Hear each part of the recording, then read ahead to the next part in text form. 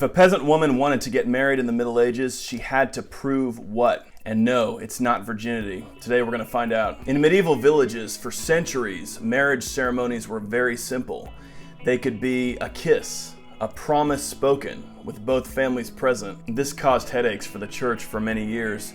In the 12th century, two great legal minds, Gratian and Peter Lombard, wrestled with this question of what constitutes a valid marriage. Pope Alexander III, who reigned from 1159 to 1181, finally spelled out the rules. He said that a valid marriage is accomplished by 1, words of the present, I take thee, for example, or 2, words of the future, so a promise followed by consummation. The Pope specified that the consent of the man and the woman was the only essential factor. In 1215, the Church held an important council, the Fourth Lateran Council, and spelled this issue out a little more clearly.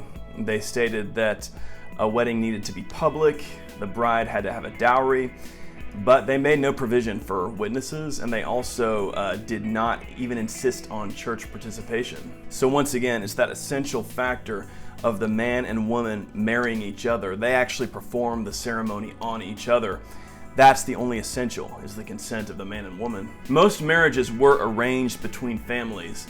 Property considerations definitely could come into play, but medieval people were not so cavalier about this issue as we may think, and in fact we have examples from poetry that show us that they understood the concept of a mismatch. It's an uncomely couple, by Christ, so methink, to give a young wench to an old feeble, or wed any widow for wealth of her goods, that never shall bairn bear, but if it be in her arms.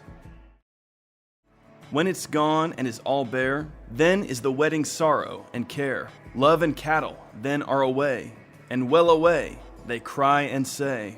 So unlike with aristocratic marriages, in which the bride and groom might not even meet each other before they actually get married, for peasants, there was often a period of courtship.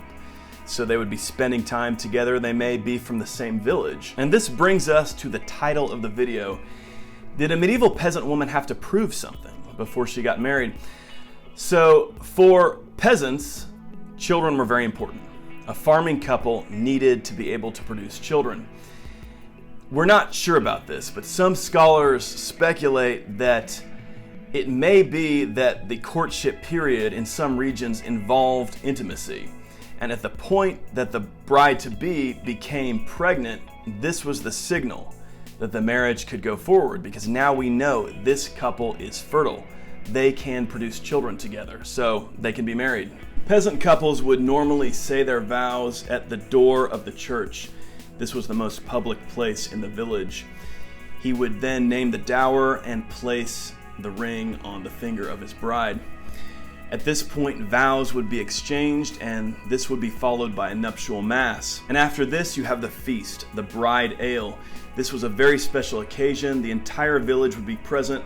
This was a time for community, for celebrating together. There would be a meal of bread, beer, meat, or fish. This feasting could go on for quite some time. The party could last days. Although the church throughout the High Middle Ages continued to encourage the wedding ceremony, clandestine marriages were still common. So people would exchange vows in the woods, even in a tavern or in bed. Finally, in the 16th century, clandestine marriages were abolished. If you guys want to read more on this particular topic, a good place to start is Marriage and the Family in the Middle Ages by Francis and Joseph Gies.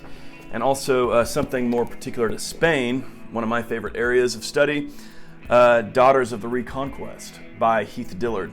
Hope you guys enjoyed the video. Talk to you soon. Lights streaming on the ground, petals in, I don't